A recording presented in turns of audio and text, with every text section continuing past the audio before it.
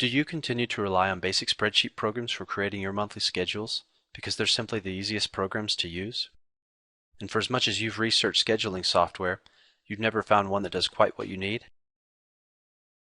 But what if there were a scheduling software that maintained the simplicity of a spreadsheet program while giving you the ability to know if you were overscheduled or underscheduled at every hour of every day for the entire month,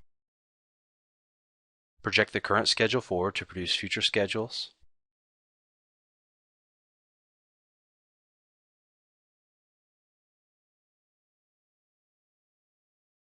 be alerted to shifts that put employees into overtime hours,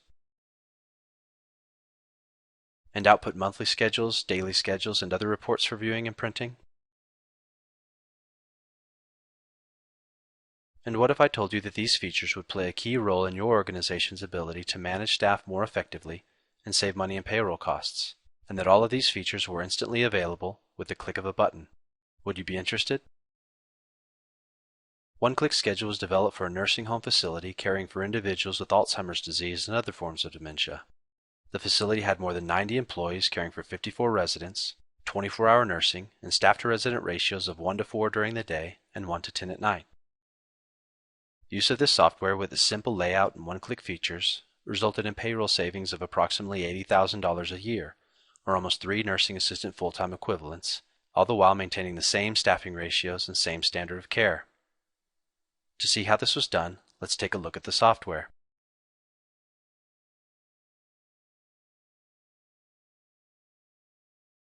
By answering a few simple questions, OneClickSchedule is customized to almost any organization's size and layout. Let's call this schedule Nursing Assistants. We'll assume the facility has 2 units, and that those units will be named Unit 1 and Unit 2.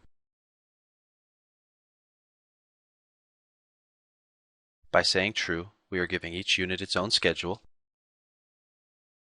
In this window, we'll input the optimal levels for Unit 1. Optimal levels are defined as the minimum number of nursing assistants needed at every hour of the day. For Unit 1, let's say we need 2 nursing assistants from midnight until 7 a.m., 4 from 7 a.m. until 11 p.m.,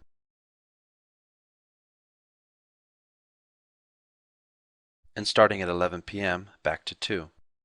And we'll do the same for Unit 2.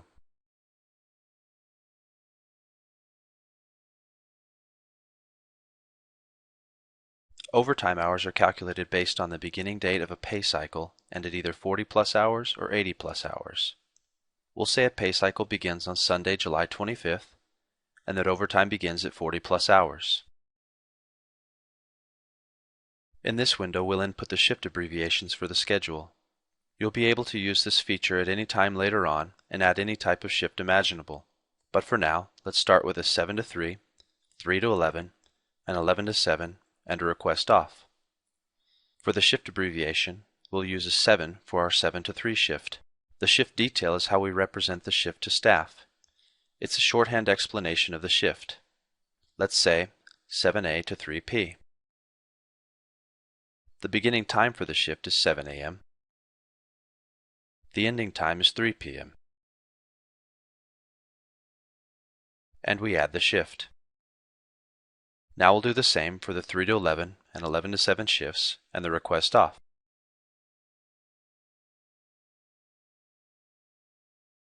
For the request off, we'll leave the beginning and ending times blank since request off has no associated hours. Having all the shift abbreviations we need, we close the window, and customization of OneClickSchedule is done. You can see the schedule for Unit 1 is the area above the page break, and the schedule for Unit 2 is the area below the page break. And since we happen to have a spreadsheet file with a current schedule, we'll simply copy it over to populate the spreadsheet. All I'm doing is copying the schedule from an Excel file and pasting it into OneClickSchedule using the Control-C and Control-V copy and paste shortcut keys.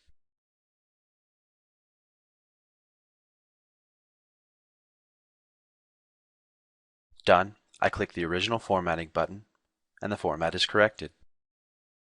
Setup is that easy. and we at OneClickSchedule do it for you. So in less than 5 minutes, you can have a fully functioning version of OneClickSchedule, customized to your facility and using your current schedule.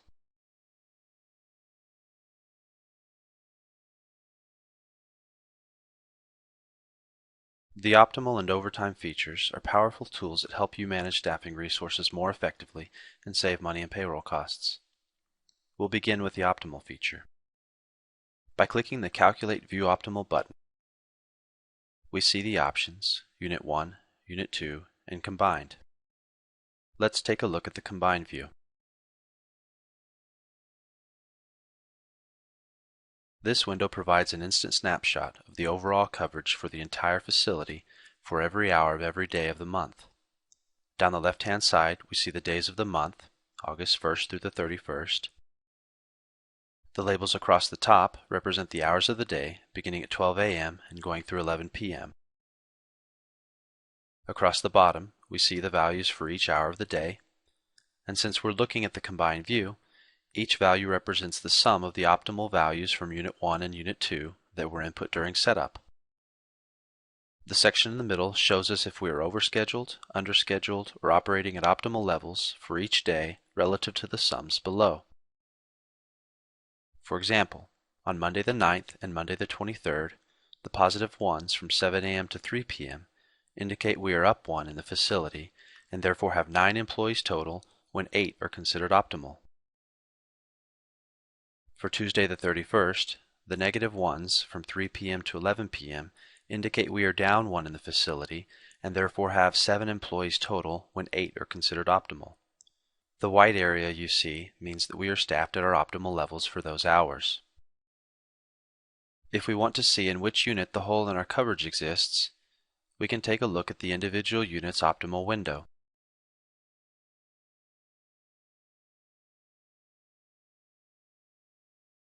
At the bottom, we see the optimal levels for Unit 1 that were input during setup. This is where we have the ability to adjust the optimal levels as changes occur in census or due to decisions by management.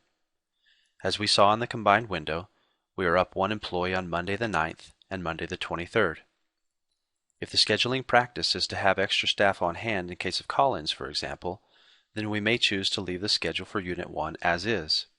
However, if we want to schedule to the optimal levels, we take a look to see if there's anyone we could remove from the schedule. Let's say we know that we can remove Danielle for both days.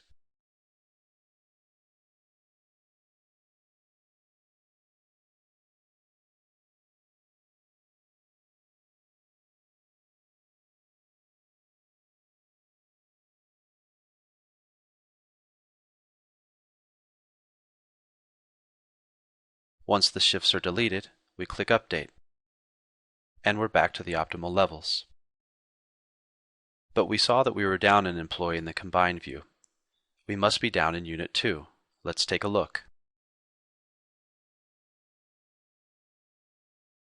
And here it is. On Tuesday the 31st, we're down 1 employee from 3 p.m. to 11 p.m.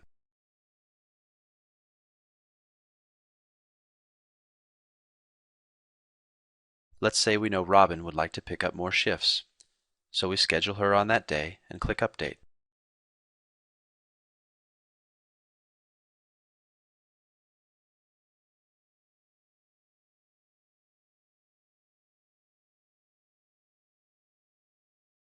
And now we're staffed to our optimal levels in Unit 2.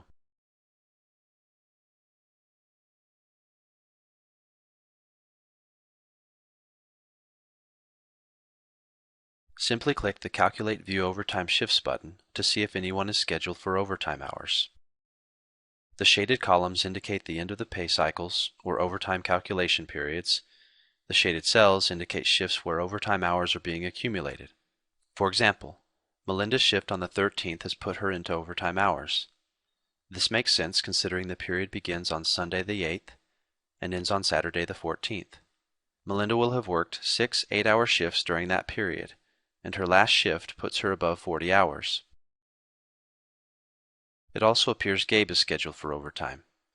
He works 6 8-hour shifts for the overtime calculation period as well.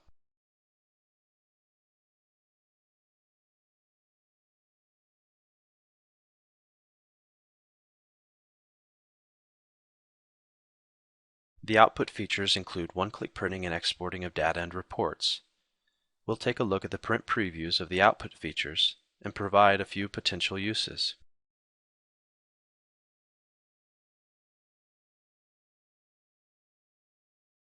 The print buttons from the Optimal window show the view we were looking at before, but now ready to print.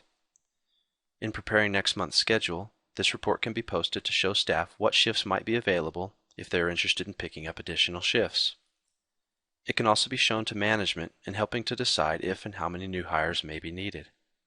As you'll notice, the report is blank. This is because we're currently staffed to our optimal levels.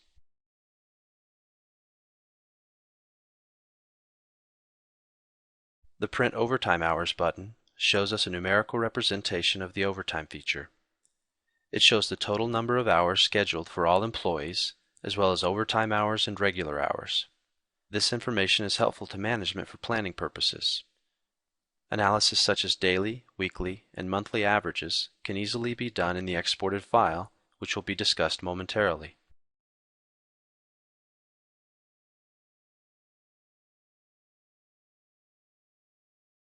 The Print Schedule button gives you the ability to quickly print monthly schedules.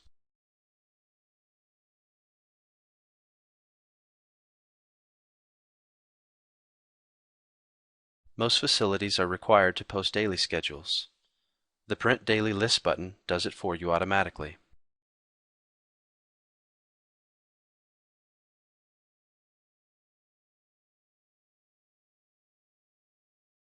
With the Print Shift List button, you are able to print and post the shift list for new employees who may not be familiar with the shift abbreviations. Or if new shift abbreviations are created, print and post the list for all staff to see. The Export buttons export each of these files to a folder on the desktop called OneClickSchedule.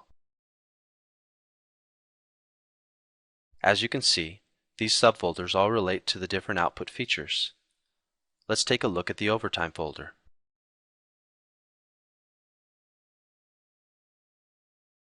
Because the output files are actually Excel files, you are able to analyze and interact with the data in any way you wish. Also, emailing these files is simple. Just add the files as attachments and send.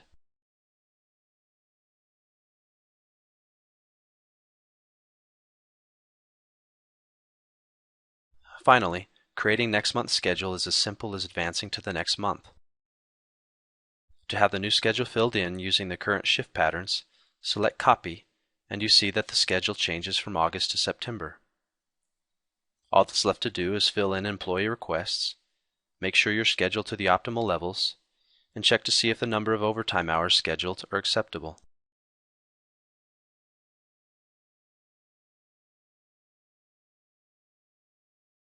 Experience has shown that OneClickSchedule makes it possible to realize significant savings in payroll costs, increase your effectiveness in managing staff to the optimal levels, and save you time in the scheduling process overall.